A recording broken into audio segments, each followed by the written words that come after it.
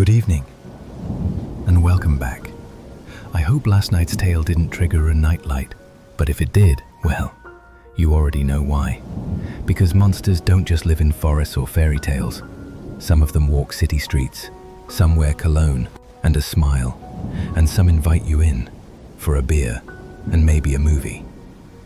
So grab that blankie Frankie and scoot a little closer to the fire, because tonight we tell the story of one such man who learned that truth the hard way.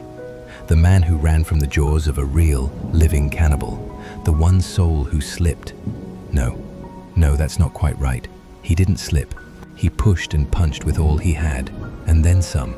He bit, clawed, swung, and screamed like a wild animal caught in a snare until he escaped. Barely. Just in time to shine a light on a darkness that was clawing for more than just his flesh. It was a darkness desperate to pull him into the depths of a depravity he could barely comprehend, a depth 17 others had not been able to escape. But I digress. Let's not get ahead of ourselves. Come now, toss another log on that fire. Let the wind and the rain dance solo for a while, and come with me to Milwaukee, 1991. To a place called Shaker's Cigar Bar in a seedy Walker's Point neighborhood, where a monster hid in plain sight, walking city streets, wearing cologne, and hunting his prey with a smile.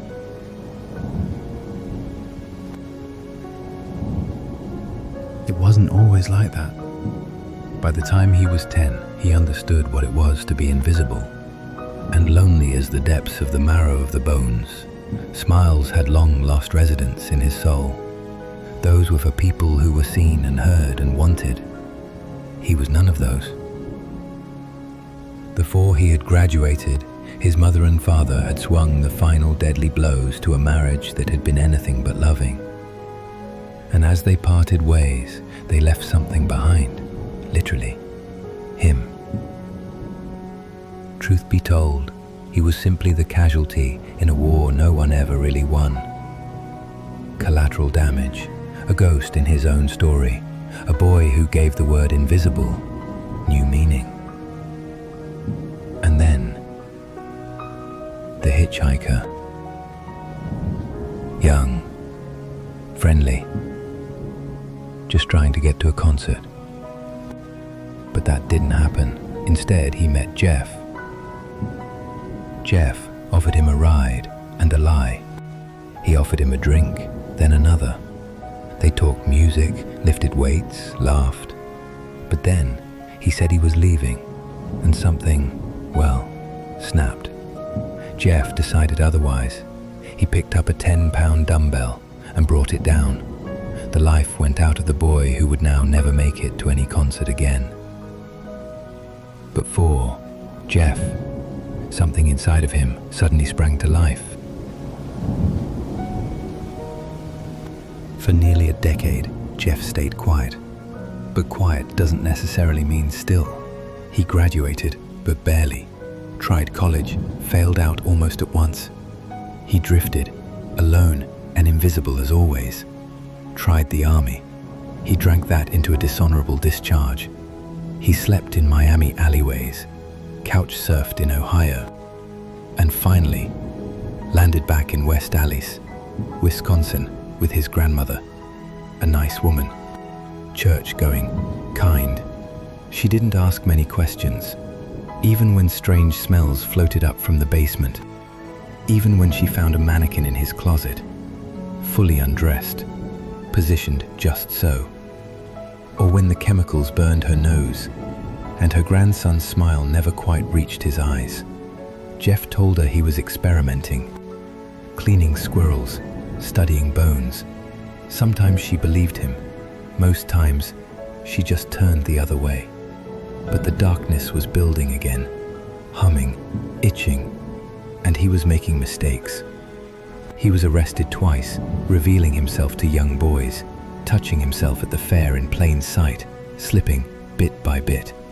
Then, in 1987, he picked up a man named Stephen, just like the hitchhiker. They got a hotel room.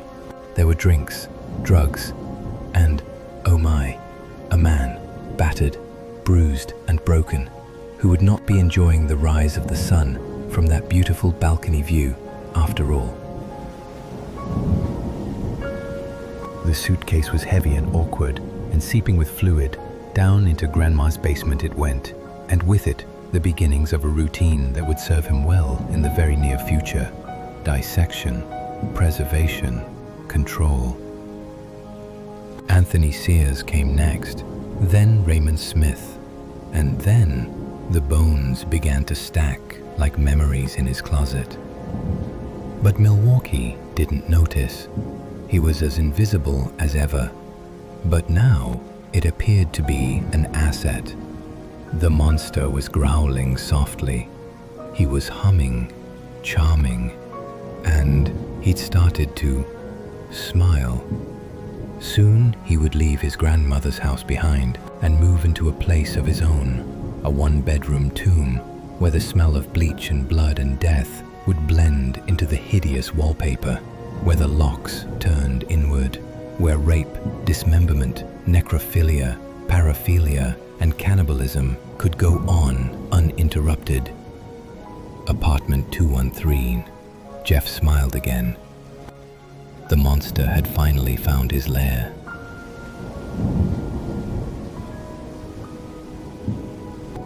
By May of 1990, Jeff moved into apartment 213, a sterile little box on North 25th Street. Nothing special, just 4 walls, a fridge, a mattress, and a lock that turned twice from the inside.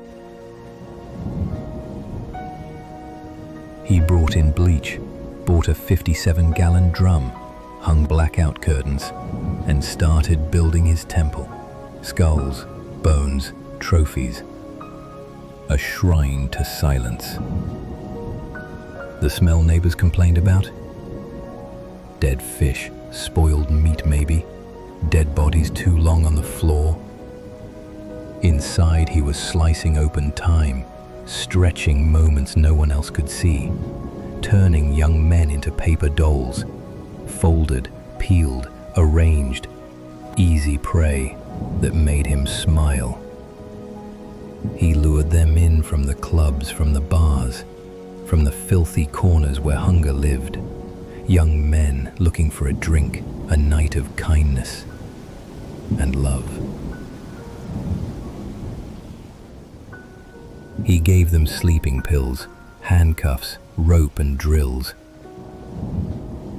He tried to make them stay, tried to keep them with him forever. With bleach in the brain and boiling water in the skull, he wanted zombies, pliable, silent, warm. And when that failed him, he carved them into pieces, photographed their final moments, stacked torsos beside ribs, stored hearts in plastic bags, and wrapped genitals in foil, like leftovers from a life he never got to have. By 1991, the deaths were coming weekly. Each name reduced to a number, each face stripped of a future now gone.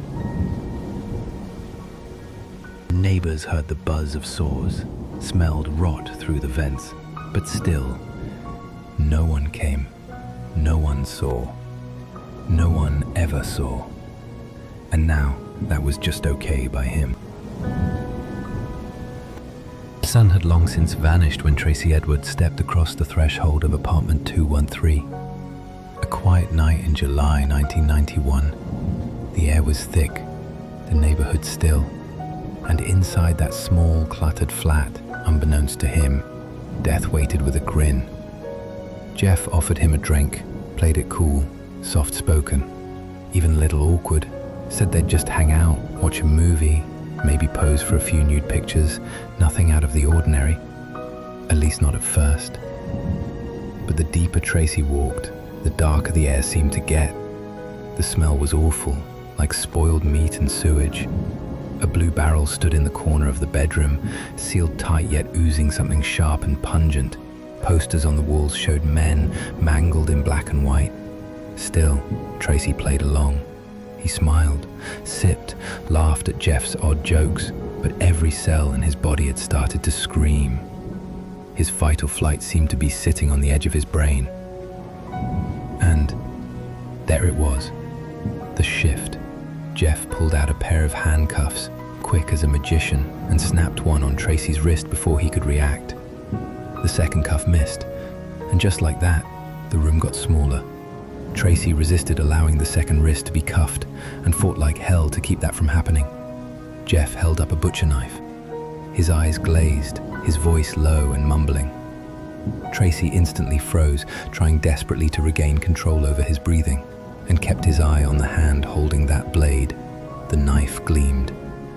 Jeff was now rocking back and forth, chanting, whispering, talking to someone only he could see. Tracy's mind raced. He had to escape this man, because he suddenly knew that Jeff had no good intentions toward his well-being. He played along, speaking soft words, loving words, touching him while reassuring him that he would never leave him. But as the moments of horror lingered on, and Jeff pressed him backwards on the bed, said he wanted to hear his heart beat, said he intended to eat that heart, Tracy knew he really was dancing with the devil. Panic surged like lightning. With eyes so white it hurt, Tracy scanned for exits, distractions, anything. He stayed as calm as he could, talked gently, fought to keep that knife at bay. He knew if he ran too soon, he'd die. If he waited too long, he'd become another name no one remembered. But monsters underestimate the will to live. When Jeff looked away, just for a second, Tracy threw the first punch. He swung like his life depended on it, because it did. If he failed now, he would only ever leave this hellhole by way of the angels, and he wasn't ready to accept that. He grabbed a lamp and slammed it against Jeff's face and head. He went to the floor with a painful thud. Tracy shoved past the madness, past the stench and the bones and the blades, and he ran. But the door, the lock, that damn jammed lock. The monster had a hold of him again. Tracy turned and threw punches to kill. Him or me was the only thought his brain could hold on to. He punched like he was fighting George Foreman. Jeff went to the floor again, and Tracy threw himself against the door and fipped that lock, and the light of freedom flooded the doorway. With the handcuff swinging like a ghost trying to hold him back, he made it outside, barefoot, half naked and half out of his mind. Tracy ran and screamed and cried out to God. Tracy Edwards had done what 17 others had never gotten the chance to do. He escaped into the night from the lair of a monster. They saw him before they heard him. A shadow against the dark, barefoot, frantic. A man running for his life with one hand still shackled to hell. Tracy Edwards stumbled into the street, shirtless, dazed, the cuff on his wrist swinging like a steel phantom that refused to let him go. 2 officers in a cruiser spotted him. He was waving, yelling, half crying, half shouting, panic pouring from every inch of his being. But here's the truth. When you're a grown man, running barefoot in the middle of the night, half naked, screaming, with a handcuff clanging against your bones, you don't look like a victim. You look like a suspect. So they pulled guns, ordered him down, butt to the pavement, hands behind his head, and there, on his knees in the Milwaukee dark, Tracy sobbed. He begged. He told them everything, breathless and wild. The guy's apartment, the barrel, the knife, the photos. Said he barely made it out alive. Said the man intended to kill him and eat his heart. And the cops? They didn't know what to make of him. Was he high? Was he drunk? Was he crazy? Had he escaped a cop? Was he a criminal himself? But something in his eyes, in his tears, or maybe it was the terror still quaking in his voice that caused them to pause. Apartment 213 didn't scream when they opened it. It didn't moan or weep or echo with the cries of the dead. It simply opened, like any other door in any other complex on any other tired city street. Jeff answered, calm, polite, that faint, uneasy smile tugging at the corners of his mouth. They were lovers, he said. Had a fight. He'd get the key. Then slowly pushed the door to close it. but the officers quickly stepped in. Not today. Tracy stood frozen in the hallway, barefoot, trembling, watching wide-eyed. The smell, just as he'd described, rancid, heavy, sweet in the worst way. They moved slowly now, eyes scanning the filth and stillness. A fish tank with floating carcasses, the knives and drills and saws, a filthy stained mattress on the bedroom floor, all as he said it would be. Exorcist 3 playing on the TV, whispering softly like a ghost in the background. The officers glanced at each other for a split second. The first officer entered the bedroom and opened a drawer in search of the key, and he saw what no man should ever have to see. Photographs, dozens of them, of bodies, torsos without heads, heads without eyes, limbs curled into themselves like thrown-away dolls, each frame a frozen scream. He swallowed hard, instantly understood the gravity of the situation. He slowly backed from the room. The second officer moved around the kitchen in wait. He opened cupboards, glanced at the filth on the countertops and stove. He opened the fridge. A soft, involuntary gasp escaped him. He took a step back. A human head, resting like an afterthought in a pool of blood and frost. Other bags, neatly stacked, labeled, organized. Hearts, livers, remains. And suddenly, everything came rushing in. The smell, the rot, the heavy silence that hung in the air like damp laundry. As if one mind was ruling both officers, they rushed at Jeff and sent him to the ground. Knees in his back, steel at his wrists. Tracy burst into tears and slowly slid down the wall, and he wept. Tracy Edwards was not a polished hero, but was something even more compelling. A flawed man who still made the right choice. And in the face of evil, that's often the most powerful kind of courage. Tracy Edwards didn't wear a cape that night. He had no weapon, no plan, no backstory he'd even consider writing home about. But that night, in that place, he did what 17 others never got the chance to do. He survived. He fought his way out of the darkness and screamed just loud enough to wake the world. Tracy Edwards had stopped one of the most prolific serial killers the world would ever know, Jeffrey Dahmer, the Milwaukee cannibal. The irony of Tracy's story is that what made him a hero wasn't perfection, it was choice. Because in truth, Tracy could have kept on running, had a few of his buddies saw off that cuff, kept his mouth shut and moved far away. You see, Tracy had been flying under the radar of the law for years. Back in Mississippi, he'd found his own not-so-savory crime trouble, sexual assault of a 14-year-old little girl, then disappearing into the same shadows that housed Jeffrey Dahmer. So, when Tracy Edwards allowed the limelight to strike him, he knew that if he intended to put a noose around this monster's neck, he would, in every sense of the word, be lacing one tightly around his own. But he did it anyway.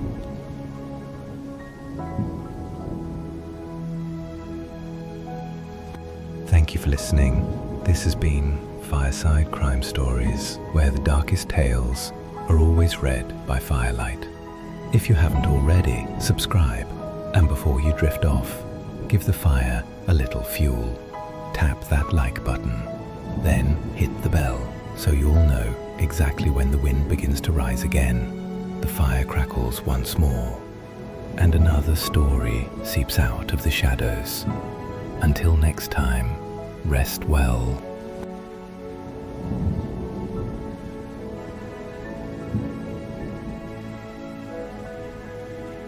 I see you're still with me. Wonderful. I was about to add another log to the fire. Let's just let the storm stretch its long fingers across the glass. And listen as the wind howls like it remembers something awful. Just stay curled up there, close to the fire.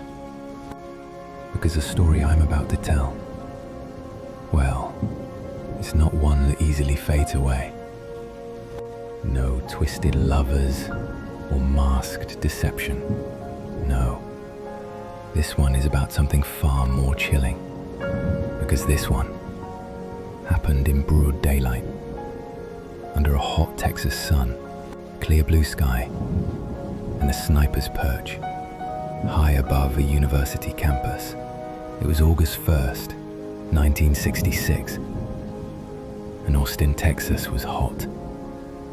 Children were playing, students were walking, the tower bell rang, and then the world cracked open.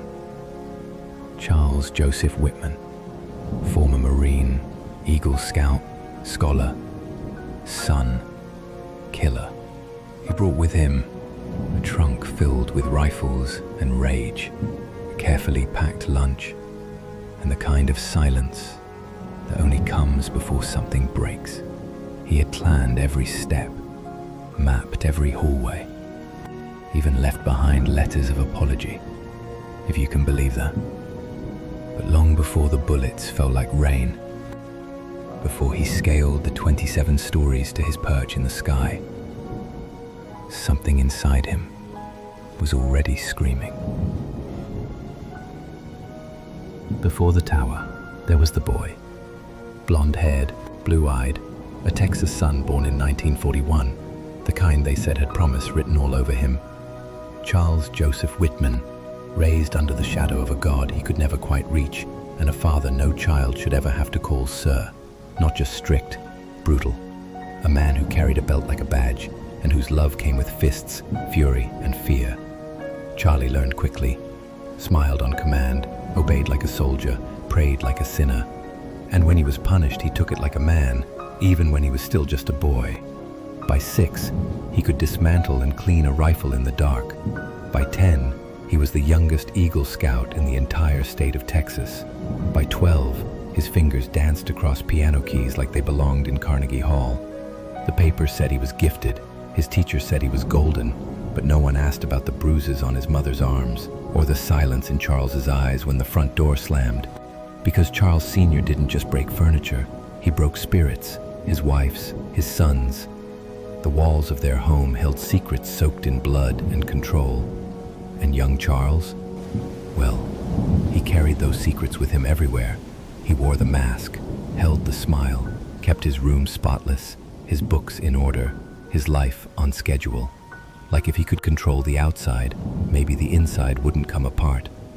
But inside, something was building, something was waiting, something was climbing.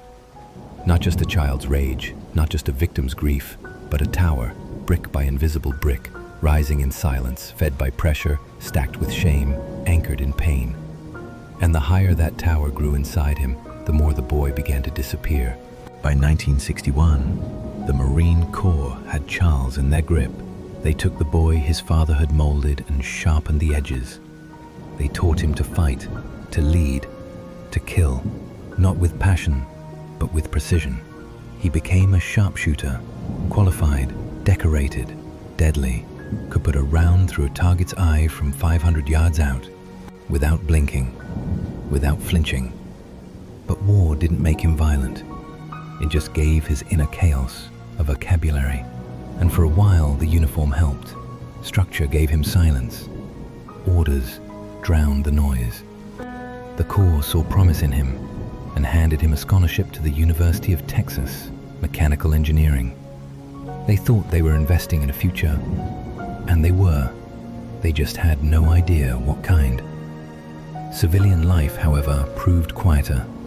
Too quiet. Without orders to follow, the voices returned. The perfection he'd been raised to uphold began to rust at the edges. His grades slipped, his drinking worsened, and though he found love, married a kind, intelligent woman named Kathy, not even she could silence the storm. Charles began writing letters to himself, dozens of them, journals, confessions, half-mad entries scribbled at 2 a.m., dark words about shadows in his brain, time lost, voices heard, thoughts that scared even him. He wrote about violent urges, not wanting them, not understanding them, just living with them. He visited doctors, multiple. He told one point blank, "I think something is wrong with me," he said. "I keep losing time. I have thoughts I don't want to have." They gave him Valium, told him to rest, take up a hobby. But Charles didn't need a hobby. He needed help. And no one was listening.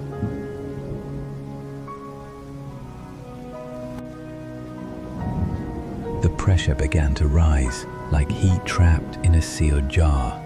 Something inside his skull was tightening. In March of 1966, his mother finally escaped his father, moved into a modest apartment in Austin, and something snapped. Because now, she was out of reach, free, and he wasn't. Charles hated chaos, but what he hated more was being left behind by it. By July, he was drowning. He bought a typewriter, and in the hours just before dawn on July 31st, 1966, he began typing a letter, the kind that doesn't just explain, but foretells. I do not quite understand what compels me to type this letter. Perhaps it is to leave some vague reason for the actions I have recently performed. I am supposed to be a reasonable and intelligent young man. However, lately, I cannot recall when it started. I have been a victim of many unusual and irrational thoughts. He wrote about a mass growing in his brain, a sensation he couldn't explain, and when he finished the letter, he sharpened his knives, cleaned his rifles, packed ammunition, carefully, methodically, and prepared for the unthinkable. The clock struck midnight, and Charles Whitman, Marine student, son, became something else entirely. Not broken, not lost, but transformed. The man who once sat in doctors' offices, wringing his hands and whispering for help, had finally stopped asking. Now he gave himself permission to become the thing he feared was already inside him. He'd written it all down, typed with cold, unshaking precision. A map of the madness, neatly folded between apologies and explanations that fell like ash from a burning page. "After my death," he wrote, "I wish that an autopsy be performed on me to see if there is any visible physical disorder." He made a list, meticulous, methodical, a soldier's list. Guns, ammunition, knives, a hatchet, canned food, water, toilet paper, like he was going camping, like he expected to survive. Like this wasn't the end, just the next chapter. But first, there was something left to do. In the earliest hours of August 1st, Charles walked into his mother's apartment. She greeted him gently, a soft voice, a hug, a moment of peace. Before the silence returned forever, he strangled her, then stabbed her through the heart. And afterward, he wasn't messy, he wasn't panicked, he was careful. He laid her down on the bed, straightened her nightgown, pulled a sheet over her like tucking in a child, placed a rosary in her hands, and then he wrote, "To whom it may concern, I have just taken my mother's life. I am truly sorry. If there exists a God, let him understand that I did it to spare her from the embarrassment of what was to come."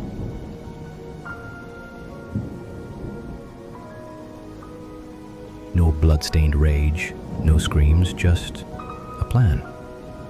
Then he drove home to Kathy, his wife, his last light. She was asleep when he arrived, breathing soft, safe, dreaming of things she'd never get to finish. He kissed her cheek, then he stabbed her, again and again and again, until the silence came for her too, until the last piece of his old life was soaked into the blood-stained bedsheets. The man who couldn't silence the storm was now trying to erase the sky. And still, he wasn't done.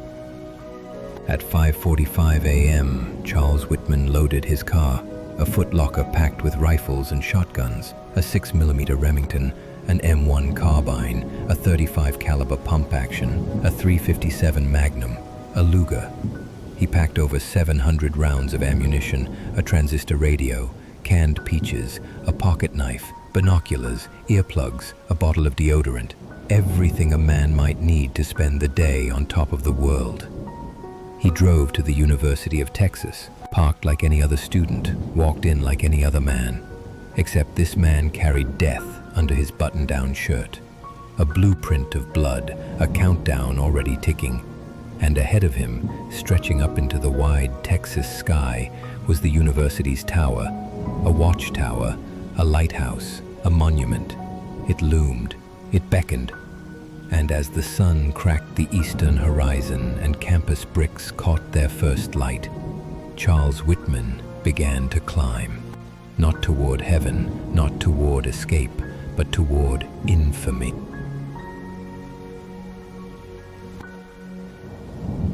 He stepped into the elevator at 8:57 a.m., a Marine, a student, a murderer.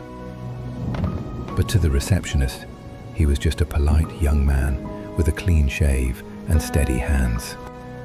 "Charles J. Whitman," he said, calm, measured, then signed his name in the visitor log.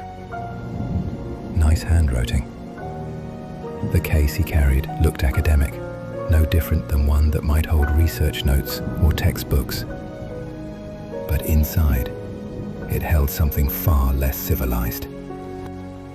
3 rifles, 2 pistols, a sawed-off shotgun, a machete, over 700 rounds of ammunition, a transistor radio, a bottle of water, canned peaches.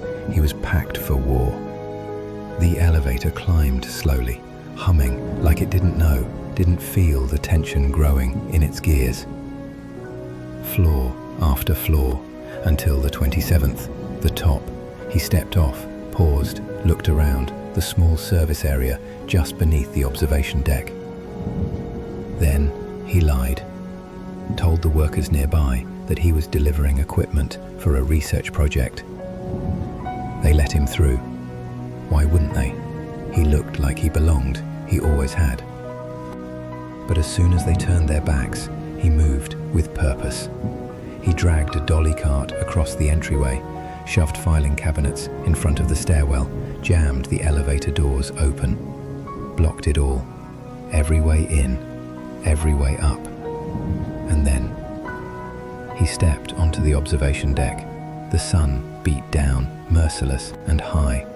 The Texas heat turned brick to fire beneath his boots. Below him, students wandered across the quad, some hurrying to class, some sharing a laugh, some falling in love. It was just another morning. Until it wasn't. From 231 feet above, he saw them all. The whole campus lay open, a 360-degree killing field.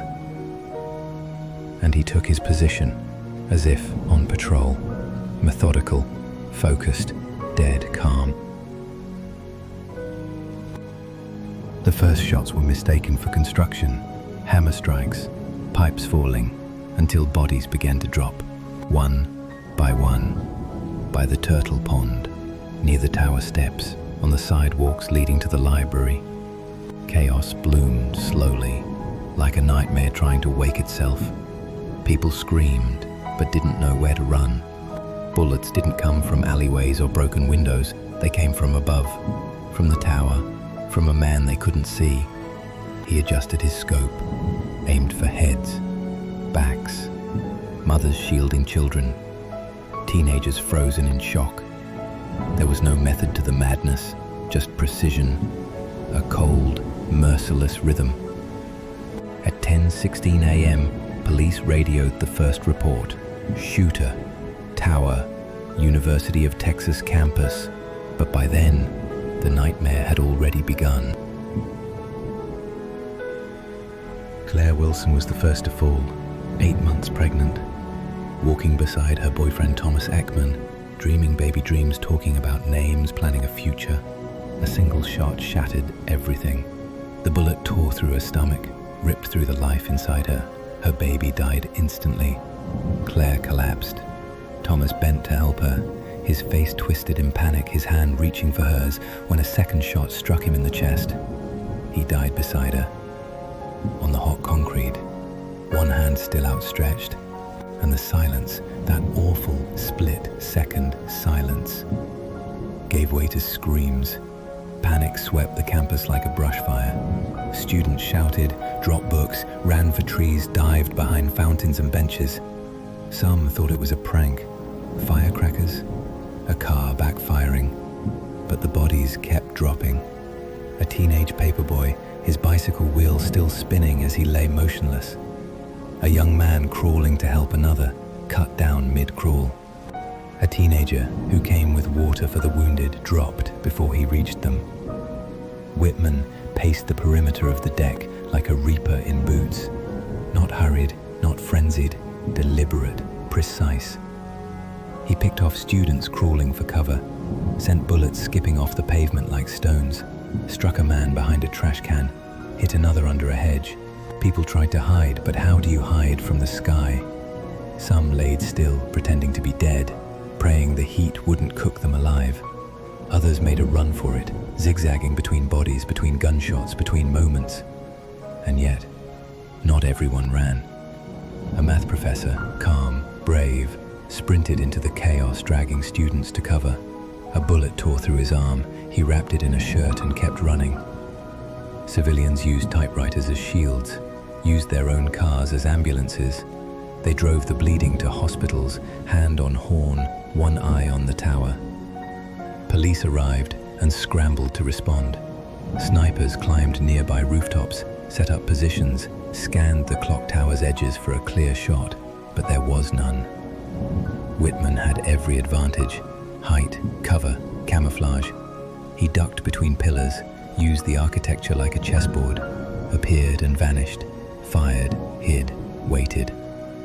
The University of Texas was under siege, and for 96 excruciating minutes, Charles Whitman turned the heart of a college campus into a war zone. But somewhere in that smoke and fear, two men looked at the tower and decided it had to stop. They were going up. Upstairs, it was a tomb, thick with heat, heavy with silence. The air tasted like copper and gunpowder, the stillness broken only by distant screams and the occasional crack of a rifle echoing off the Texas limestone. Inside the tower, Officers Ramiro Martinez and Houston McCoy knew what they were walking into, and they climbed anyway. No backup, no clear plan, just courage, raw, rattling in their lungs like stones in a jar. Because every second they waited, another student might die. They reached the 27th floor, saw the barricade of furniture, filing cabinets, dolly carts, desks all shoved in place with surgical intent. Martinez kicked through it, shoulder to steel. The tower groaned as it gave. They crept through the threshold, guns raised, steps like whispers, their breath shallow, hearts pounding hard enough to shake the walls. The sun bled through the slats of the deck, casting long, thin shadows across the floor. They could hear him, hear the scrape of his boots, the metal jingle of his rifle swinging. Shell casings rolled beneath their feet like lost coins. And the smell, the awful, unmistakable scent of heat-warmed blood and spent gunpowder.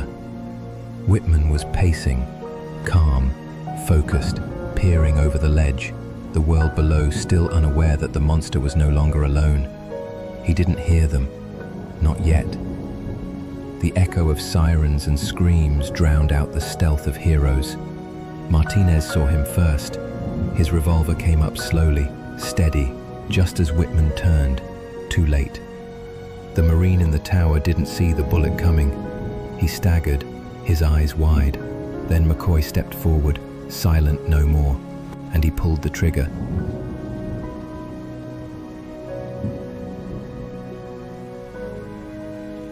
2 blasts of buckshot tore into Whitman's chest. The force flung him back, his rifle clattering across the stone deck like a death rattle. He hit the ground with a final thud, not as a sharpshooter, not as a Marine, not as a student or son, but as a symbol of madness that no one had seen coming until it stared down the scope and began to fire. 12:24 p.m. The siege was over. The tower went still, and below, the city wept.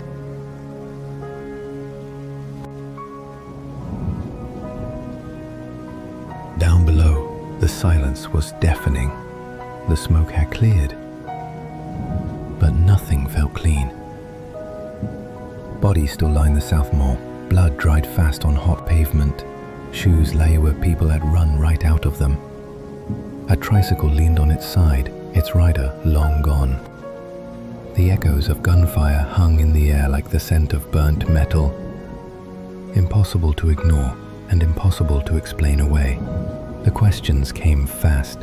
Who does something like this? Why? What storm could be so loud it drowns out the soul? When the autopsy was done, doctors found a tumor in his brain, a glioblastoma, about the size of a nickel, wedged against his amygdala, the part of the mind that governs fear, aggression, emotion. Some said it explained everything. That maybe, he wasn't just mad, he was sick. Others didn't buy it, said it was too neat, too easy, because a tumor doesn't write letters, a tumor doesn't sharpen knives. A tumor doesn't kneel beside its sleeping mother and whisper apologies before driving the blade home. It doesn't kiss its wife's cheek, then bury that same love in a chest full of stab wounds. No, that wasn't the tumor. That was Charles, because Charles Whitman made a plan. He made a list. He mapped the campus like a war field, typed out confessions and goodbyes. He asked, begged for someone to open him up after he was gone.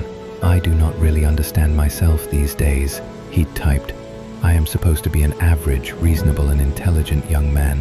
However, I have been a victim of many unusual and irrational thoughts, and yet even irrational thoughts need a man to carry them out. In the end, Charles Joseph Whitman killed 16 people, injured 31 more, including an unborn child who never got to take a breath. He climbed a tower with a storm in his skull and made the world feel it.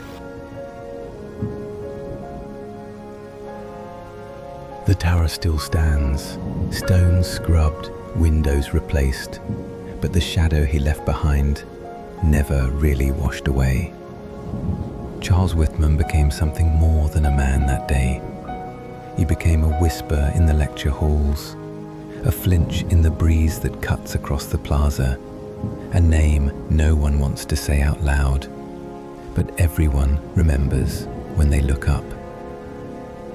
Some call it madness, some call it evil, some say it was a tumor, but we've said it before, and we'll say it again. Monsters don't always live in closets or under beds. Sometimes they sit in class beside you. Sometimes they eat dinner with you. Sometimes they bring you flowers. And sometimes they climb a tower just to let the darkness look down. Well now, seems the fire's burning low again. And if your heart's still racing, you're not alone, but thanks for sticking around. And if you're still with me, you already know what to do. Subscribe, like, and hit that bell so you'll know when the shadows shift again and the winds begin to stir and another story starts aching to be told. Until next time, rest well.